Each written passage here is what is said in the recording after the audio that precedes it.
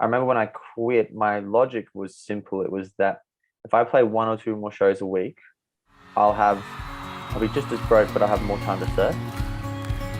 What we consider to be limiting versus defining factors in both our personal lives and our businesses and our projects, because for me, many of those have actually been the reason I have success. And so to thee, the sun on the window of my car, and I say, to the winter on the mountain.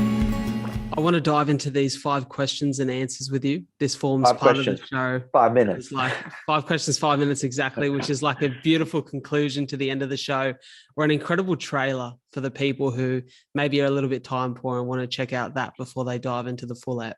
So I'll kick it off with question number 1. If you could recommend one book or one podcast to someone listening, what would it be?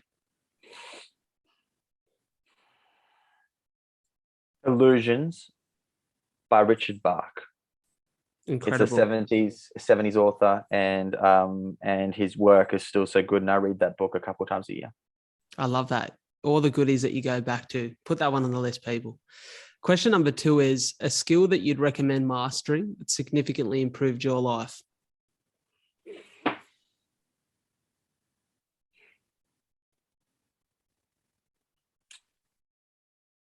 I want to say discipline. Yeah. Because it lays a foundation for my meditation and for my ice baths and for my breath work and for my yoga. So discipline's my answer there, man. It's given me a lot of freedom. As we said, discipline equals freedom. Those magic words. I'll have to read the book. For sure. I've probably got to read it too. I've listened to more podcasts around it than I've read the whole thing, but yeah, powerful message. The third question, I guess, encourages a little bit of vulnerability here. It's the one challenge you've faced that's required the most growth and resilience to overcome.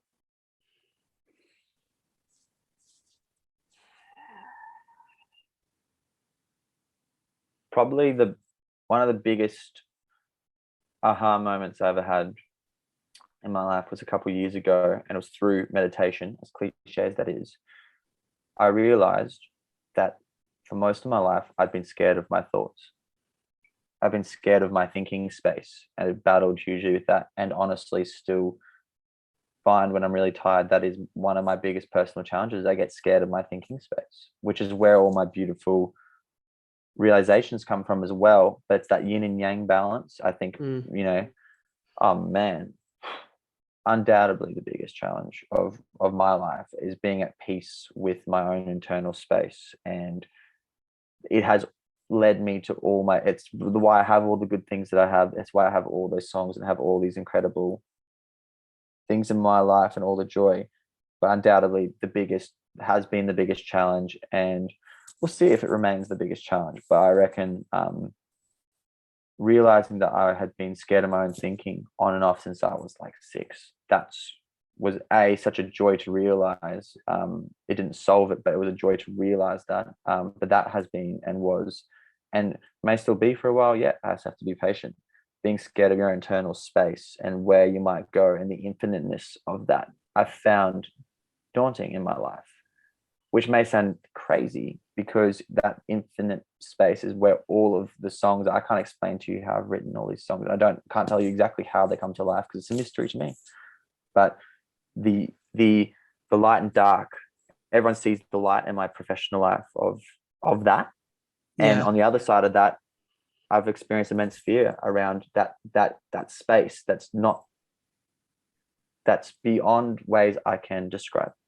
And so that's been the biggest challenge, but it's also been the greatest gift that I have, and accepting it as the greatest gift is the challenge. Very well said. Question number 4 is, I'm going to change this one up for you specifically. Your favorite Ziggy Alberts song?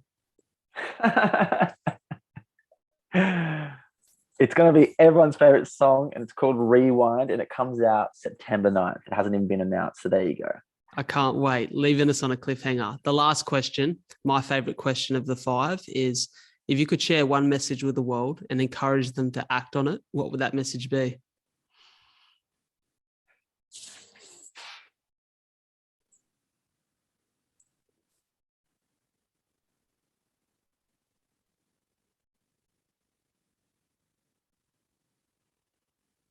Today, it is we are players on opposite teams of the same game, and that in order to not have mortal enemies, we must have mutual opposition, and that's only possible through love. And that is how we will come through every single challenge and every single facade around separation between each other. Mate, so beautifully said. And just before that timer expires, ladies and gentlemen, it's been my absolute pleasure to host the incredible Ziggy Alberts. Thank you so much for tuning in, and thank you for being here, brother. Thanks, man. Absolute joy. Let's talk again soon. Definitely.